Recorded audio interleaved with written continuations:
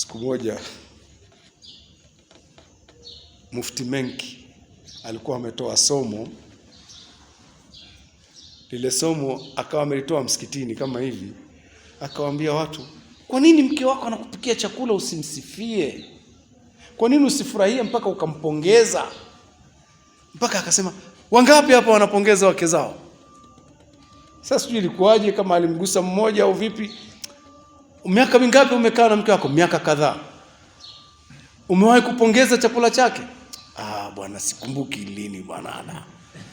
Fanyeni hivyo. Sasa mmoja akaweka azma, leo nitakwenda nimpongeze. Ameweka azma ya kwenda kumpongeza mke wake kwa chakula, alipie ile ya siku zote ambayo hajafanya. Kimepikwa chakula, wamekula, sasa akampongeza mke wake. Mke wangu chakula kizuri sana. Kwa bahati mbaya chakula siku ile kimetoka kwa jirani. Mke, piga sahani. Miaka yote nakupikia hujawahi kunisifia. Leo umefika chakula kimetoka kwa jirani ndio unanisifia. Kumeharibika. Maskini mwenyewe anataka kutengeneza nyumba, lakini bahati mbaya siku ikawa sio. Ikabidi amuombe msamaha, mke wangu nisamehe sana. Sio mimi sikujua hata kimetoka kwa jirani. Mimi mwenzio leo nilikuwa natengeneza somo ambalo nimelipata huko msikitini. Nikaona sijafanya hata siku moja, angalau na mimi nifanye nikusifie. Kwa bahati nimekuja siku sio. Tunatakiwa kusifu wanapofanya vizuri, mpaka mtu ahisi nafasi yake. Hivi vitu tunaviona ni vidogo, lakini ndio yale nafsi zimeumbwa kumpenda anaye itendea wema. Huu ni wajibu wetu wa kimaana, wa kimaadili. Mtu kumjenga mpaka akaiona nafasi yake ni mke. Na anaweza kuiona kwa yeye anapokuona unavyofanya vitu fulani, mpaka na wewe utakuja kuiona nafasi yako ni mume. Pengine naye anapuuza, hajafanya vitu vizuri vile vile, mpaka na wewe unaona ufanyi, fanya wewe, mpaka ajihisi naye mapungufu. Mume wangu ananisifia kila ninachokifanya kizuri. Mume wangu hata nikikosea ananiambia, mke wangu ungefanya kwa namna hii ingekuwa nzuri zaidi. Mbona mimi bado ndo mgumu? Utakuja kuona nyumba imebadilika mara moja imekuwa nzuri. Mara nyingine yanajitokeza hivi kwa mmoja kupuuza tu, amepuuza ambaye sasa hivi tunazungumza upande wetu. Pengine kupuuza kwetu kunasababisha upande wa pili nao haufanyi vizuri. Kisa kimoja kilizungumzwa, binti amemchoka mumewe, hamtaki tena mpaka anataka kumuua. Hamtaki. Anaona mume hana mpango na yeye, mume amemneglect kabisa, hamjali tena. Mume gani sasa huyu? Akawa nafsi yake inaona sasa huyu bora afe tu. Talaka hanipi, kimwambia aniache, basi afe. Akamshauri mama yake, mama, mume wangu siku zote nilikuwa nakupa mashtaka, unisikilizi. Nimekupa mashtaka unisikilizi, unaniambia vumilia. Mimi nimechoka, mimi naona nimuue. Nimuue. Siwezi, lazima, sina namna. Hanipi talaka, mimi kila ninalodai sipati, na mimi kila siku naambia vumilia. Mama akaona huyu anaweza akaua kweli. Ngoja amsaidie. Sasa ngoja, ukiua si utajulikana? Ukijulikana si itakuwa shida. Sasa mimi nifanyeje? Basi bora na mimi nife tu. Mama akaona amsaidie. Akamwambia, mimi nitakusaidia hiyo namna ya kumuua, ili usijulikane. Niachie mimi. Nifanyie upesi basi, mimi nimechoka. Mama akamwambia, ngoja mimi nitakwenda kwa mganga tu. Sio kama napongeza mambo ya waganga hapa sasa hivi. Sio lengo langu. Nataka kukwambia kadhia uishike kule mwisho. Mama akaenda akambabaisha yule, utakuja siku fulani hapa. Akaja akamuita, njoo. Akaja. Kuja akampa unga fulani. Akamwambia, umeona unga huu? Umeona? Huu ni mwingi sana huu. Wewe chukua kidogo tu.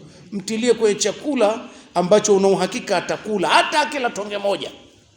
Kidogo tu kwenye sehemu yake ya chakula, ale basi uhakikisha amekula. Atakufa huyu taratibu. Itamchukua mwezi mzima huyu. Mwezi mzima huyu anakufa. Lakini chunga usijulikane. Mtachungaje mama? Badilika. Chunga usijulikane, badilika, mfanyie mazuri ili hata akifa watu wasijue. Isiwe kuna shaka ya kutaka kuja kupimwa na nini. Lazima ujikaze ufanye vizuri. Sawa mama, sawa. Nitajikaza mwezi mmoja tu. Atajikaza kwa mwezi mmoja nini kwani? Basi akafanya maarifa, viunga vile akaviweka, akahakikisha mume amekula. Anajua sasa na hesabu siku tu. Lakini sasa na yeye anajibadilisha. Anampokea mwanamume mpaka mwanamume anashangaa. Hivi kweli au pokewa vizuri mpaka kafanywa hiki kafanywa hiki. Mke wangu ameanza kuwa mzuri sasa. Kesho amemfanyia tena kizuri, cha tatu, siku ya tatu, ya nne, mwanamume akaona sasa nimeanza kupata mwanamke. Alikuwa hampi zawadi tena, akatafuta zawadi siku hiyo akamletea mkewe. Akamletea zawadi. Na mwanamke anajikaza bado yana hesabu siku. Akafanya tena mazuri, akafanya mazuri, mke wake akamwambia tutoke leo. Eti mume anamwambia mke wangu nataka leo nitarudi mapema ili tutoke pamoja. Na swala la kutoka ilikuwa ameshalisahau. Tutoke. Akaona njikaze hivyo vitoke. Wakatoka. Kutoka wamekwenda huko alikotoka, wamekwenda wamekula hiki, wamekula kile, mwanamume maneno mengi. Wakarudi amani ya Mungu. Sasa mwanamke anaanza kufikiri. Huyu ndio yule mume wangu au mwingine? Lakini bado anaendelea kujikaza, akafanya zinafika siku 15. Mwanamume ni mwingine, hachelewi kutoka kazini, anarudi nyumbani mapema. Kila siku ana madai yake anayoyadai. Naeleweka? Yalikuwa ameshaanza kupotea. Nazungumza na watu wazima au sio? Madai yaliokuwa yameshapotea anayadai kila siku mwanamume, kama panado. Kutwa mara 3 akosi. Sasa mwanamke hisia zimepanda tena za kuanza kumpenda tena mume. Mume alitaka afe. Sasa anamrudia mama, mume wangu amebadilika. Sasa nimeshamtilia dawa ya kufa.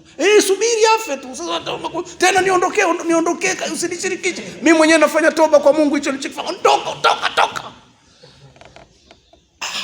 Mama hadisikilizi tena. Anampenda kweli sasa, amekuwa afanyi tena kwa kuiga. Anafanya kwa kumpenda, na mwanamume amebadilika kabisa. Sasa afanyeje? Atakufa huyu. Amekaa siku ya pili ya tatu amemrudia tena. Mama, umenijia tena na maneno yako haya. Mimi sitaki, niache nitubu kwa Mungu. Mwache afe. Atakufa kweli. Alipoona sasa mtoto amechanganyikiwa isije ikawa mambo mengine, akamwambia njoo. Hebu kaa. Kwani imekwaje? Mbona unaniharibu siku zangu wewe? Mama, mume wangu amebadilika, sio yule, amekuwa mtu mzuri kweli. Siye kabisa yule tulikuwa tukimfikiria. Sitaki talaka, sitaki nini, wala sitaki afe. Wewe unataka afe, ndio mama umemtilia dawa. Unataki afe vipi? Mama, nakwambia maneno ya kweli, kama kuna mtu unaenda kanisaidie dawa nyingine.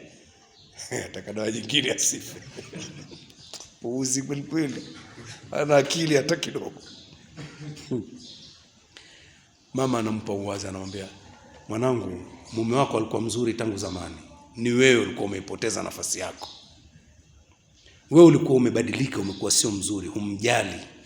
Ulipokuwa humjali naye akaona sina mwanamke tena hapa. Lakini ulipoanza kumjali tu akaona mke wake amebadilika, amekuwa mzuri.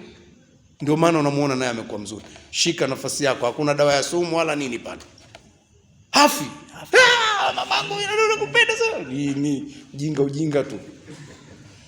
Sasa hapa maana ya kisa hiki sio kutaja masuala ya waganga ukawa umeshika akili ya waganga wala nini. Lengo langu sio hilo.